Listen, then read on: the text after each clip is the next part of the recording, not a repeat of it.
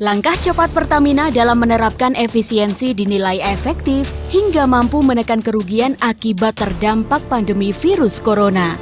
Sementara perusahaan energi raksasa dunia lainnya banyak yang mengalami kerugian besar seperti yang dialami Chevron, Shell, British Petroleum, dan ExxonMobil. Hal itu diungkap peneliti Institute for Development of Economics and Finance, Abra PG Talatov, menyusul munculnya kegaduhan terkait kerugian PT Pertamina pada semester 1 tahun 2020 sebesar 11 triliun rupiah atau sekitar 707 juta dolar Amerika. Menurut Abra, kebijakan manajemen Pertamina terbukti efektif menjaga BUMN energi tersebut tetap bertahan dalam situasi yang sangat sulit. Bahkan, Pertamina dinilai sangat sigap dan responsif sehingga melakukan kebijakan efisiensi pemotongan CAPEX serta melakukan prioritas untuk proyek-proyek strategis dan juga refinancing. Secara financial engineering, itu merupakan langkah tepat untuk menahan laju kerugian terlalu dalam. Jelas ekonom peneliti Indef ini. Abra Talatov juga menjelaskan bahwa hampir seluruh perusahaan minyak dan gas dunia mengalami kerugian besar akibat pandemi COVID-19. Bahkan, nilai kerugiannya jauh di atas kerugian Pertamina yang hanya mencapai sekitar 11 triliun rupiah.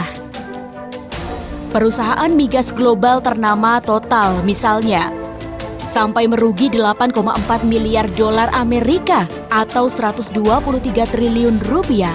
Sementara Shell rugi 18,4 miliar dolar Amerika atau sekitar 270,4 triliun rupiah. ExxonMobil juga merugi hingga 1,03 miliar dolar Amerika. British Petroleum rugi 6,7 miliar dolar Amerika. Jika melihat pukulan hebat dampak pandemi COVID-19 terhadap perusahaan migas kelas dunia tersebut, menurut Abra Talatov, kerugian Pertamina sebenarnya sangat kecil. Perusahaan migas dunia rugi jauh di atas Pertamina. Inilah menariknya, karena menunjukkan kemampuan manajemen Pertamina untuk menjaga kerugian agar tidak terlalu dalam, kata Abra Talatov.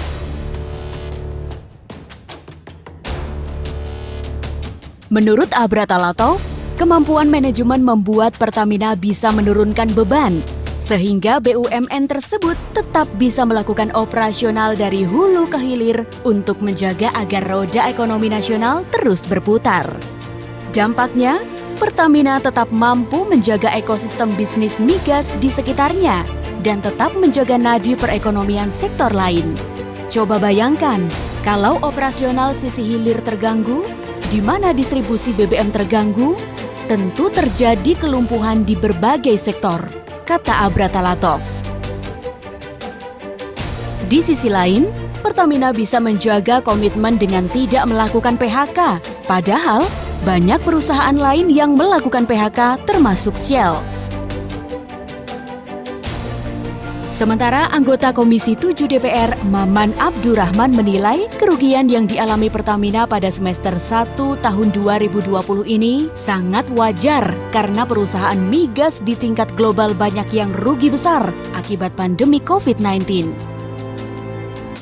Politisi Partai Golkar ini justru memberikan apresiasi kepada Pertamina karena tetap beroperasi dan melayani konsumen dalam negeri di tengah krisis akibat pandemi COVID-19. Menurut dia, perusahaan migas BUMN ini telah berhasil menjalankan program-programnya, baik dari sektor hulu sampai dengan pendistribusian BBM dan LPG ke pelosok tanah air. Pertamina telah berhasil menjalankan peran menggerakkan ekonomi secara keseluruhan dan tetap menjalankan proyek yang menyerap banyak tenaga kerja, kata Maman.